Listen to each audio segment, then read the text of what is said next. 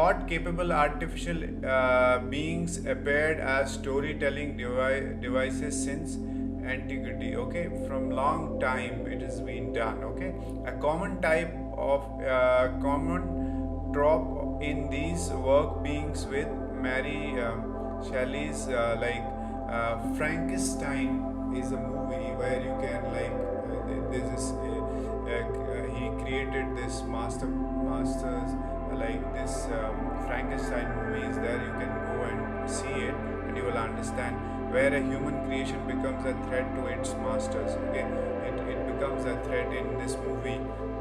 You can see that. And then this includes such as work as Arthur C.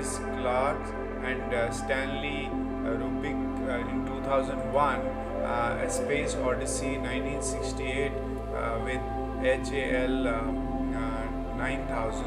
So you can see these fictional movies, you will understand AI, all these aspects of AI.